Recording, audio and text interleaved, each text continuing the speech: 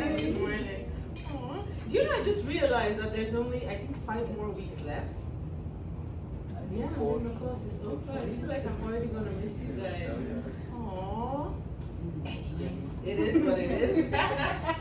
So today we're going to be working on the active and passive voice. I did want us to watch a video. I'm wondering, am I also able to, yes, I most likely can play it from there. So when we get to the video bit, I'll just get the YouTube video and then we can watch it. This is actually, today we're going to be watching this video. Just give me 1 minute, let me put that up.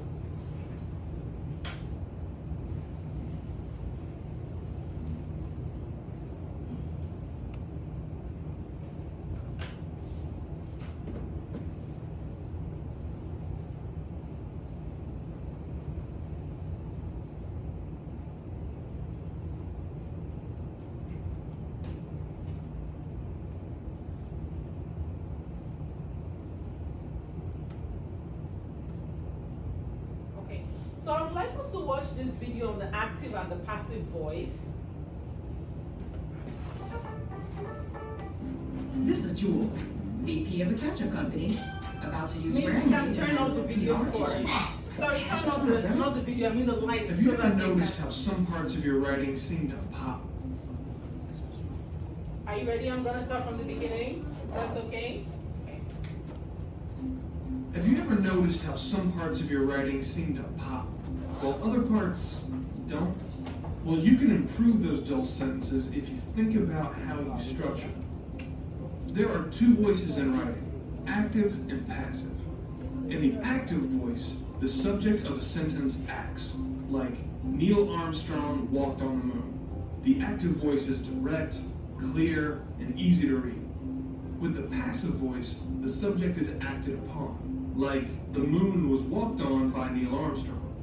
Although the passive voice is still grammatically correct, it typically doesn't carry the same energy or clarity as the active voice.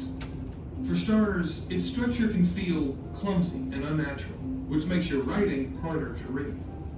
It also tends to use more words than the active voice. Over the course of a document, all those extra words can make your writing drag. Here's how to spot the passive voice. Look for phrases like was visited, has been cleaned, or will be built. Each one has a to be verb, like was, has been, or will be. That's followed by an action that's already happened, like visited, cleaned, or built. The person or thing doing the action comes last, if they're mentioned at all. If you see these parts together, there's a good chance the sentence is in passive voice. Overall, we recommend using the active voice more often than the passive. This will help keep your writing snappy and efficient. Here's how to change a sentence from passive to active. In this example, Jacob is our subject and tossed is the verb. Just move Jacob to the beginning of the sentence, cut out unnecessary words, and rearrange a few others. Now, the money was tossed into the air by Jacob becomes Jacob tossed the money into the air. The delivery is briefer, clearer, and more immediate. Although active voice is incredibly useful, the passive voice is occasionally the better choice. For instance, you may go passive if the actor of a sentence is unknown or irrelevant. In this case, we're interested in the amendment's approval, not who approved it. Passive voice is also great for creating an authoritative tone.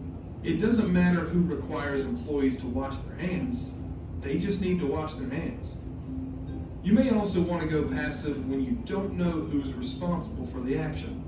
For example, the mystery was never solved. The voice you use can make a big difference in your writing. The active voice will often add pep and clarity, but occasionally the passive voice will be your best option. Take some time to choose the voice that fits best, and your writing will almost certainly grow stronger. So,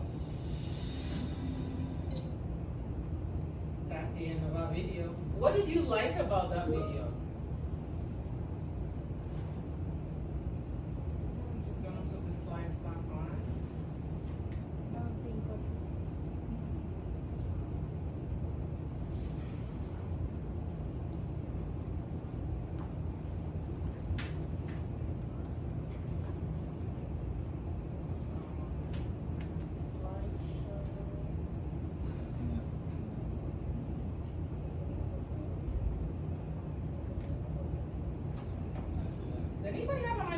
can find the slideshow just to make it the way it was before. Did you say the bottom? Here? This one, right? Thank you so much. All right. So, what did you like about that video? We can have the lights on now. Thank you. What did you like about that video? Simple and precise. Ooh, Tika is uptaking the word precise. I like. What else did you like about that video? It actually summarizes everything that we're going to be doing today, from top to bottom, only that I've broken it into 4 separate segments. However, I would like to know, what did you understand the active voice means? Claire, what about the passive voice? I didn't hear you, Megan. Could you? I mean, the passive voice. Voice is kind of indirect, is like indirectly said, but active voice is said directly. Exactly. So the active voice is directly said. You know what's going on immediately. With the passive voice, it's kind of like you're going home, but you're making a stop somewhere. So it's not quite straightforward. You're kind of like making a detour. Eh? Exactly. I like that. Megan went like. Okay. So the definition of the active voice, as you rightly said, is the active voice occurs when the subject of a sentence performs the action of the verb. When you have the person performing the action directly, then there's like a straightforward line going. But when the person is not performing the action, when you're coming from the angle of the object, then it becomes a passive voice. So the passive voice is when the subject is the recipient of the action. So in essence, the verb is acting on the subject, but with the active voice, the subject is acting on the verb. See? Any questions about that? We're good, Sachel? All right. I haven't seen you in a while, Tamanpreet. If you need me to slow down and just pick up things for you, I can do that, okay? You sure? Okay. So, the importance of the active voice. Why do you think it's important? Why we say, go straight to where you need to go. Don't make any detours. Why do you think it's important? Oops. Oh, 1 second. I'm just gonna put that down. All right.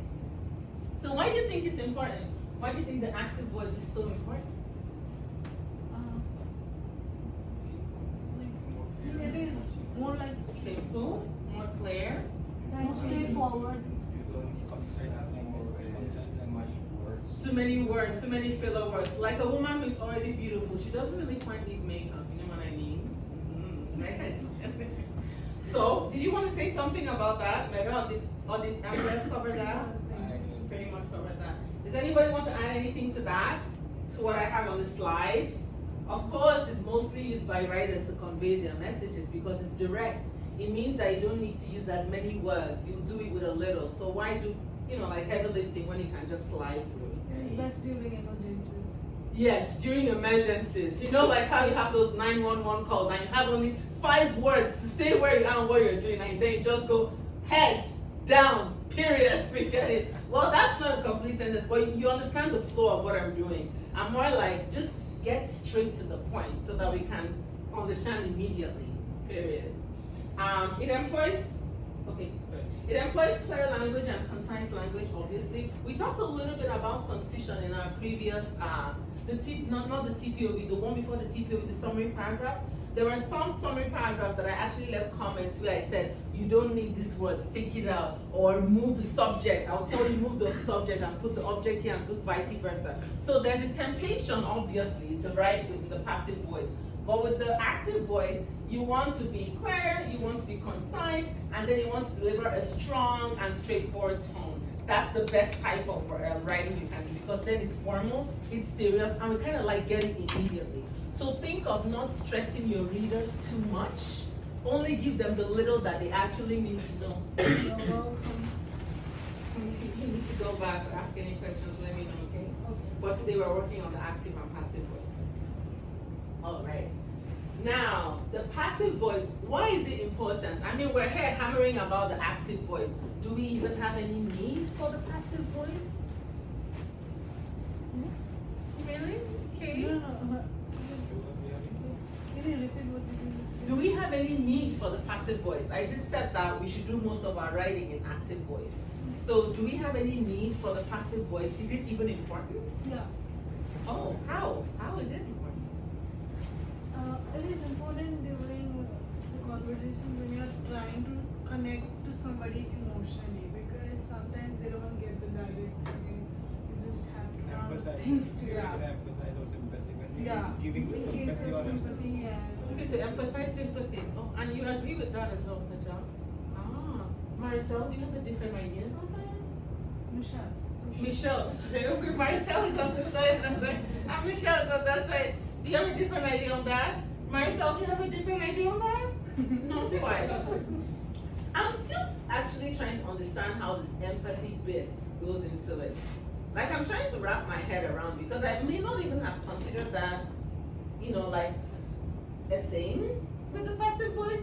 For instance, maybe my boss wants to get me to do something, and she wants to say, Tracy, we need you to have your teaching calendar up by the end of December so that we know what you're teaching in January.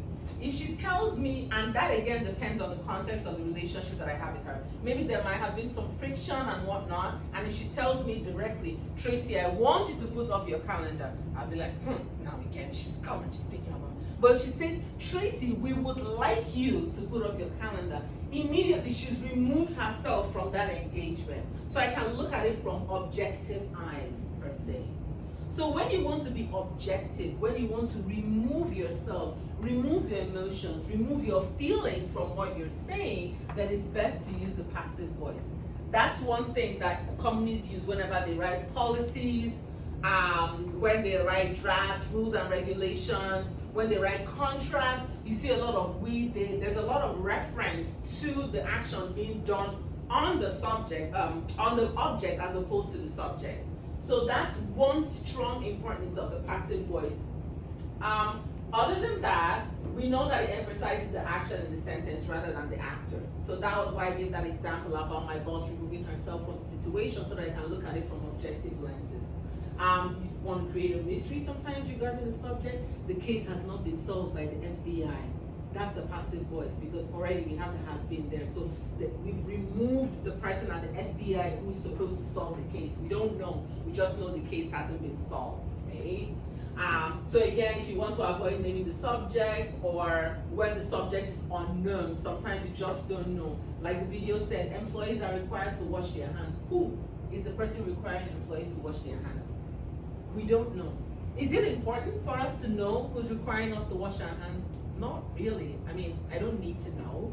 It's enough that I know that I have to wash it, period. So sometimes when the subject is not very important, then obviously pick the passive voice, okay? Do we have any questions about that? Any questions? We're good? So we're all good with passive voice. Oh, yes, madam. just wait for that one second. Okay. 4 and 5, I don't think I spoke about that. Let me talk about it. To focus on the object rather than the object, just kind of like what we've been reiterating from having to the first one.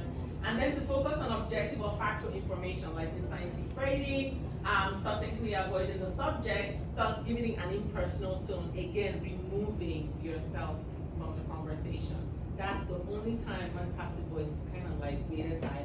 Other than that, it could damage your writing if you're writing like a research paper, like an assignment in class, because we more prefer an active voice so that we can see you, the student, in the paper, as opposed to you removing yourself from the assignment, okay?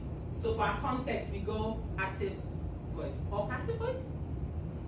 Pardon? Active or passive voice for our context? For our context as academic students, like academic writers, which one should we pick for this purpose? Active, good. Just want to clarify that we're on the same page. Now, how do you know what the passive voice looks like, and how do you know what the active voice looks like? Basically, how do they present themselves in your writing? I think that for you to understand how to apply the active voice, you first of all need to know what the active voice looks like, what the passive voice looks like, play around with them, and then you have a clear understanding of what it is, so that when you're doing the passive voice writing, you kind of like catch yourself in it, and then do a detour and go back to the active voice. Okay. First tip, always identify the location of the subject and the verb. Those are the two most important things in any piece of writing, at least your sentences. You need to know what the subject is and what the object is. Once you know what the subject, and I'm sorry, the verb, once you know what two of them look like, then each time they move, you can follow them. And it's the following that actually tells you whether that sentence is active or whether that sentence is passive. This is the formula for an active voice. The subject always stays here.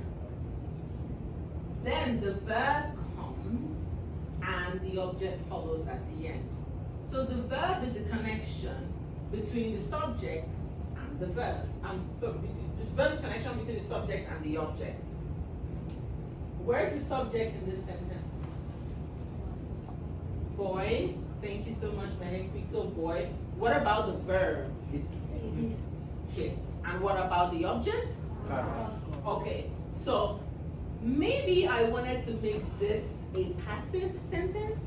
Where should I move the object? I should move the subject to the beginning. I should move the object to the beginning. So if I move the car here, then where do I take the boy? At the back. So that means we'd need different filler words, different function words. Remember when we talked about content words and function words? So it means we're going to need different function words. So I'm moving so the car. What next? The car hit the boy? Really? Just an innocent question. So let's give it another try. So the car, then what next? Hit the boy. By the boy. The car is hit by the boy. The car hit by the boy. The car is hit by the Boy. The car is hit by the boy. Okay. What else? Any other options? The car hits the boy. The car was hit by the boy. What other options do we have? The car is hit by the boy. The car is hit by the boy. Interesting. Do we have any other options? Any other options? One last go and then I'll give my own answer. Any other options? Oh, yeah. First question. Has the car? Oh, yes, got hit Sajam. by the boy. The car was hit by the boy. The car got hit by the boy. Or the car got hit by the boy. Oh, hold on, let me demonstrate that. So this is the car, and then the boy hits the car. I just needed to demonstrate that. Remember, I keep on telling you, I must have talked about semanticity. You've heard the word semanticity. I must have said it sometime around. The meaning of the sentence comes first, then the structure follows. The way I see it, Sajal was more interested in getting the structure across that he forgot about what the meaning was saying. You ask yourself, is it boys that hit cars or cars that hit boys? You want to be clear with your meaning and then you work on that. So my own response to this is,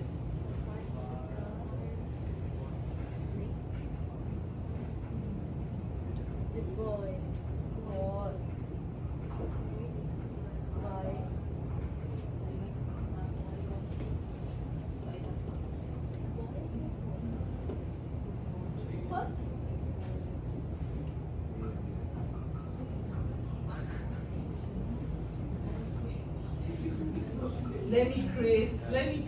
let me bring a spirit of confusion into the classroom because it's good for you to learn from the moment of confusion. So which one should we go with? The boy was hit by the car or the car was hit by the boy? Remember, we need to move the subject to the object and the object to the subject for the passive voice. So which one do we want? All in favor of this one, hands up. Okay, and all in favor of this one, hands up. All right, so we've generally got the gist.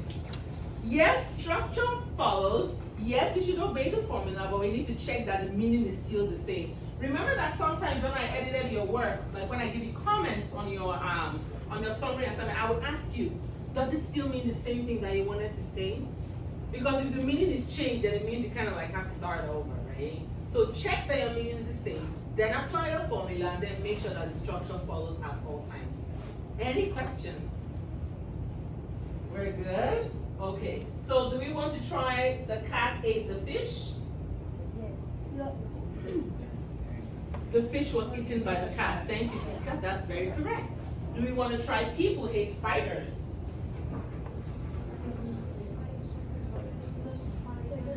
People hate spiders. What would be the passive voice? People hate spiders. So we need to move the object, right? So if we move spiders to the front, then what would that sentence read like? Spiders are hated by the people. Yes, Vikram, that's correct. Spiders are hated by the people. Now, can we try she delivered the letters yesterday? Yesterday the letters was delivered by her. Aha, I was listening for the by her there. So the letters were delivered by her yesterday. We've moved the letters all the way to the top of the sentence and made it a subject, and then took her all the way to the end. All right? Do we want to try the teacher assigned a book report?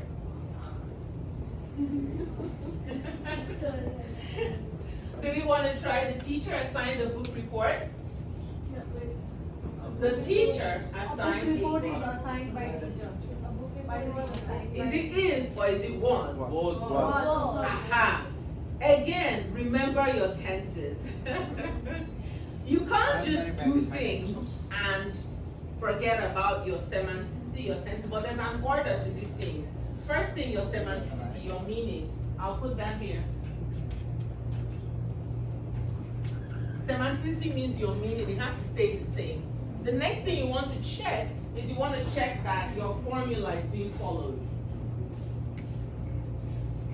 Your formula. So they all have formulas, active, passive voice. You want to make sure that you're following that.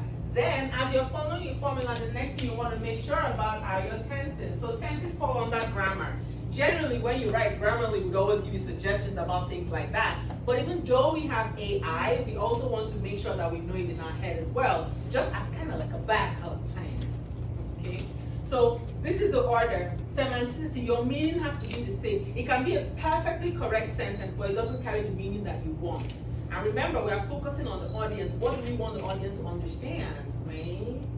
So semanticity, then your formula. After that, you check your tenses. So we did have a correct sentence in terms of our semanticity. We also had the formula, but we were missing out the tense bit. And that was why I said, is it is or is it was?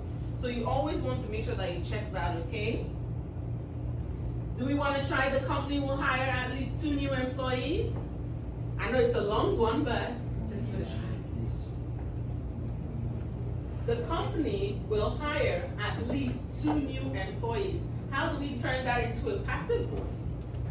At least 2 employees will be hired by the company.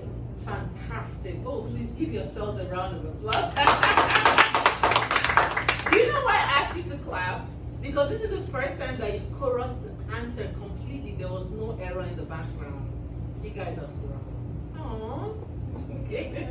Do we want to try this one? The salesman helps the confused customer at the store. I know it's a long one, but can we give it a shot? The salesman helps the confused customer at the store. Identify your subject, your object, and move them, swap them. The confused customer was helped by the salesman at the store. Fantastic. That's it. You identify and you swap quickly, and then you get to what you want. Hundreds of tourists visit the museum each year. Can we make that a passive voice? The museum is visited by hundreds of tourists each year. Every year. Oh, it's each. When you make the transitions, make sure you don't add any words that don't belong there. Like, work with exactly what you have in terms of content words. What are your content words? You remember? Content words, what are they? Nouns, adjectives, verbs, and adverbs. You can only add function words. By, was, by be. You notice that we added some bys and with and whatnot. Those are all function words. They just exist to handhold the content words so that it's making meaning. But they're not the big picture. You see? Do you understand? Do you have any questions about that? We're good? Okay. So this is the passive voice, and that's the formula. Yes, you can take a picture of the slides if you'd like. And this is the formula. So we need the object to be here. There's usually a to be or a by this, or there are multiple function words depending on the context. And then after that, you have your past participle verb. So be would be has been, would be is, you would start taking all those past participle formats, and then you have your subject all the way at the end, which is optional. Because remember when we watched the video said all employees should wash their hands. There's no subject there, it's just only employees, because we don't know who's asking them to wash their hands. So sometimes this is optional, the subject may not be there, and that's still okay, provided that your semanticity stays, the meaning of your sentence. You don't ever want to lose track of that, okay? Now, let's try. The car was hit by the boy. We did that one. Do we still remember what it sounded like? Let's make it active now. Let's go back to active. Can we make it active? The car hit by hit. The boy. boy. I didn't hear you, Farhan. The boy hit the car. The boy hit the car. Good. And what about the fish was eaten by the cat? Can we make that active? The cat ate. At the fish. Good. And the spiders were hated by people? People People hate People hate spiders. Good. Okay, before I move on to number 4, do you notice a pattern? Do you notice that each time we move into the active voice, that we use less words? Have you noticed? Yeah. And I've been talking about concision, right? You remember me talking about concision, don't use too much. So one of the very strong advantages of the active voice is it would help you meet up with your word counts. Most of your assignments by your professors will all have word counts. If you write an active voice, you can put a lot of meaning into what you're saying, have stronger arguments, and use fewer words. Number 4, the letters were delivered by her yesterday. She delivered the letter yesterday. Good. A book report was assigned. The teacher assigned a book. No. Hmm. The teacher signed. No, teacher is not there. Okay, I like this one because I wanted to see what you were gonna do. So we don't have a subject here. What it means is if we turn it into an active voice, we must give it a subject. Let's go back to the previous slide. Do we have an optional written in parentheses here? No. Do we have an optional here? However, we have an optional here. So it means if you encounter a passive sentence that does not have its own subject, you need to give it a subject once you make it an active voice. So you can get creative. Who do we want to assign the book report? Dr. Bichaku? Okay. Who do we want to assign the book report? Then we put that person in the subject. So we can say, Dr. Bichaku assigned a book report. Got it? Yeah. At least 2 employees will be hired by the company. Can we make that active? Yeah. The company will hire at least 2.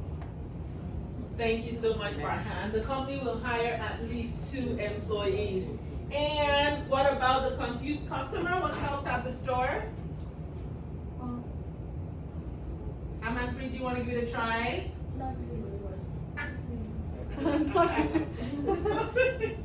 Okay. Skip, No, wait. who wants to give it a try? The salesman Is it tough? Customer The can- confused customer was helped at the The store. salesman helped. I had the confused customer. Yeah. Why do you think we found that difficult? Because we have to add a subject. Yeah, because we have to add a what? Subject. I just wanted to make sure I didn't hear object. So we have to add a subject. You have to get creative. If you encounter a passive sentence that doesn't have a subject, you need to put one in there. Get creative. But make sure that your semanticity stays, the meaning of what you want to convey. Don't just add random things. Like I'm certainly not going to say the supermodel helps the confused customer at the store. What's the supermodel doing at the store? You know what I mean? So context, right? Context. Last one, the museum is visited each year by hundreds of tourists. Can we make that active? 100 of tourists visit museum each year. Okay, can you say that again just so that I'm processing? Hundreds of tourists visit museum each year. Yes, hundreds of tourists visit the museum each year. Also, you might notice it's not like a spreading rule in every situation, but you might notice that when you look at these examples, whenever we have the verbs in the passive voice, they mostly appear in past tense. And when we have the verb in the active voice, they mostly appear in present tense. Sometimes we may have some past tense, sometimes like ate. But more often than not, with the situation in the active voice, you always have a present tense verb most of the time. And then with the passive voice, you always have a past tense verb. Just some little features to help you differentiate it as you go along. Okay, so we did some changing, and now I'd like us to do some more. Position of the subject and object, that's the key to switching from the passive to the active voice. We've already done that, so we can get that. Want to take a picture of that? Yeah, just move it, since we already covered that. He wrote a letter to his family. That's passive voice. And it's he. So this is active voice. So how do we make it passive? We just move that this way, and it works out. You don't want pictures? Okay, so let's try some more. Ready for some more? Oh, Sajal, did you say something? No? Okay. Wait, in India, this means yes, right? Okay. No, Because this means this means yes yes. and this Okay, so means then why? No. Yeah, this also sometimes. Yeah. Are you like stretching your neck? No. Okay. Okay. Okay. Okay, so let's change some more. How do we get this to the become? obstacle course was run by. Oh, I can hear you. No, I was waiting. So, first of all, what type of sentence is it? Is it active or is it passive? Passive. Passive. Okay. So how do we make this active? These ones are longer.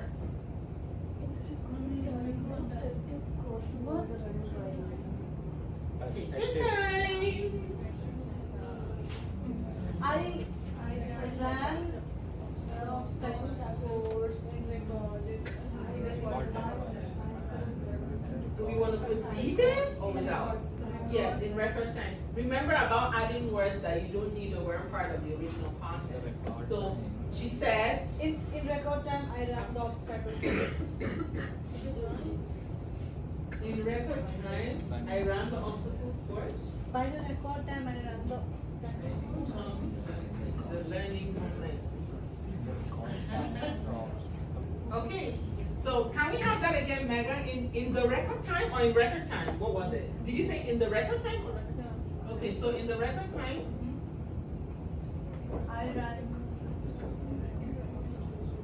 I ran the obstacle course. That seems like two separate ones, Tika. I can write yours on the board as well, but I just want to make sure that we have all our voting You missed components. the So in the time. record time, I ran the obstacle course. This is what you said, Megan.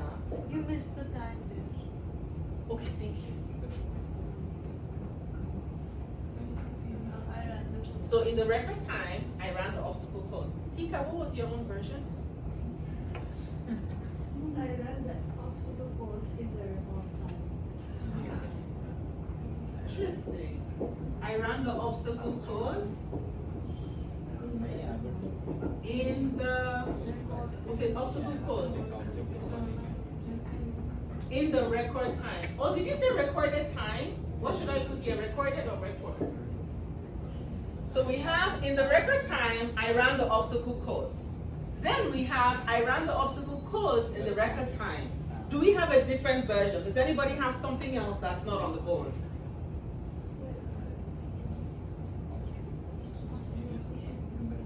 Remember, it's passive. We want it to be active. So it means we're moving, swapping subject and verb, right? An object, okay, sorry, subject and object, we're swapping. Go ahead, Amapri. It's Amapri. Sorry, Michigan, I'm so sorry.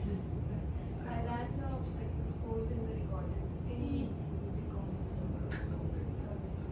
In the recorded time, I can ran the obstacle. The verb tense is changing. Is it recorded or record? Recorded. So I should put an ed here. That's right. Okay, it's changing. Okay. Do you want to edit this, Megan, or we should leave this? Are you saying record or recorded time? Okay. So let's go back here before I even put my own solution out there. The obstacle course, these three words, they're a phrase. These three words, they're a phrase. So they are either the subject or the object. The subject or object is not always one word. It can be a phrase. Don't let it confuse you. Don't let it play a fast one. Was is the verb, right? And what did we say about the verb? That it's a connection. Imagine the verb being a mom with two kids. One child is called child subject, the other one is called child object, and she holds them as she crosses the road. She's in the middle. She's a link between the two of them, right? That's what your verb is. Then you have this as an adverb because this is the main verb. Run is the verb. Was is helping that run do what it's supposed to do. That's why it's an adverb, right? So you have was run as the verb in the middle. Then by me is the object. However, all of this is just like functioning like an adjective that is describing the me.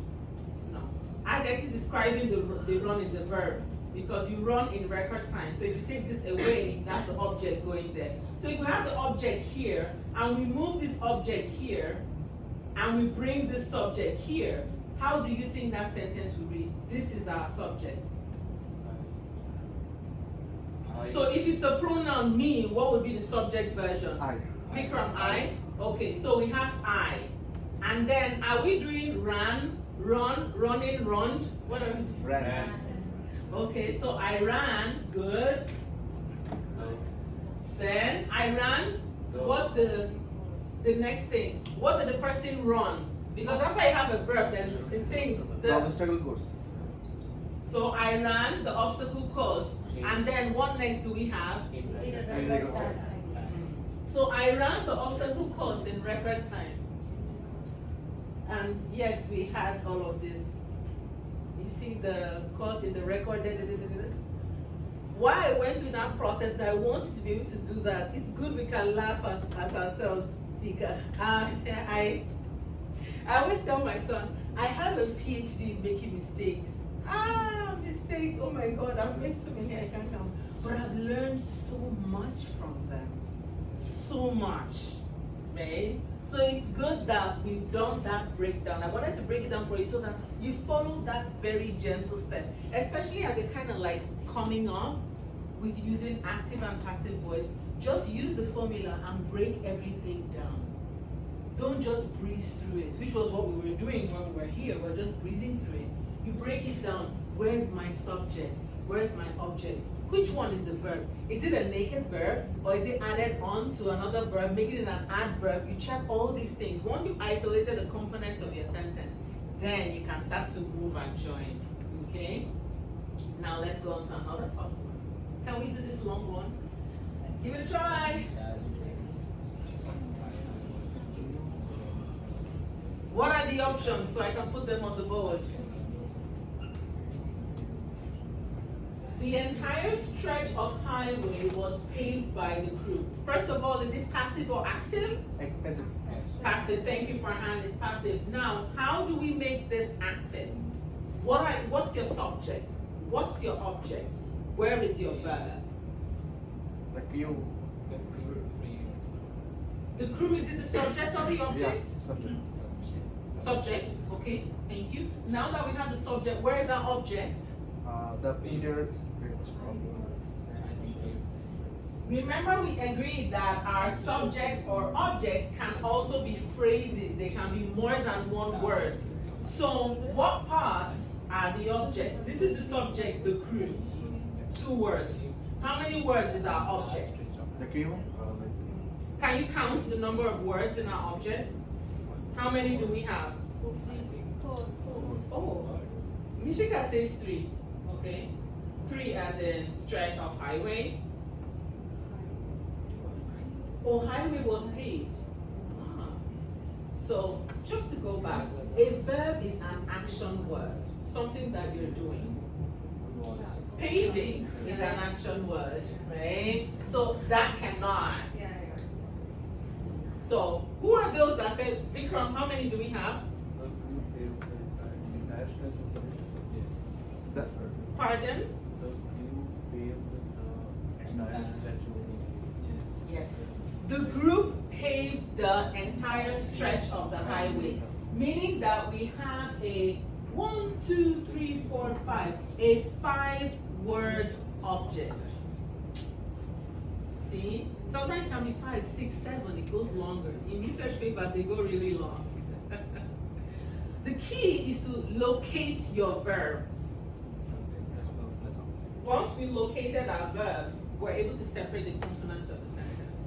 Okay? Let's do another tough one. The novel was read by Mom in one day. Where is our object? Where is our subject? Which one is the verb? mom. Oh, what is mom? Subject. Mom is the subject. Is it just mom alone or mom with a couple of other words? Mom alone, Tika? Great. So then where is our object? Since we know mom is the subject, where's the object? The novel. Mom read the novel in one. I'm sorry, Vikram, can you say that again? Mom read the novel in one. Mom read the novel in one day. In the day. In a day. So mom read the novel in a day. You, 2 of you are correct. If we are focusing on creating the sentence based on the information we've been given with the words, we will go with Vikram's own. But if we want to be concise, if we want to use very few words to say a lot, we will go with Mishika's own. So sometimes as a writer, you're asking yourself, what is my goal? What do I want to be doing? In the end, is the semanticity the same for both sentences? Is the semanticity the same or no? Does it mean the same thing? That's the most important thing, that it means the same thing, okay? Let's try another tough one. The Grand Canyon is visited by thousands of tourists every year. Is it passive or is it active? That's it. Passive. Now that it's passive, where is our subject? Where is our object? Where is our verb? The thousands of tourists visit the Grand Canyon every year. Hold on, Sajal. The subject, which one is the subject? Can you say it out loud? Thousand of tourists. Thousands of tourists. Is every year part of the subject? No. Okay. So thousands of tourists, we have a 3-word subject. What about the object? Which one's the object? The Grand Canyon. The Grand Canyon. The Grand Canyon is the object. Then where is our verb? Visit. Visited. Visited. Is part of it? Pardon? It's not? Really? She is singing. Is a verb, isn't it? Are you sure it's not part of it? Yeah. Are you sure it's not part of it? You're sure? Which one, ma'am? Is. No. Is not part of the verb. You're sure, Farhan? Ah, I love your confidence. And it's true. All I've been doing is trying to confuse him, but he's like, no, my brain's got it. I know it. So, what will the active sentence read like? Let's start. So we have, or should I write it out here so we read together? Okay, so thousands of, Visit Grand Canyon. then what next should I put? Visit. Is it visit? Yeah. Without the ed? Just like this? Yeah. Okay, then what next should I put? The Grand Canyon every year.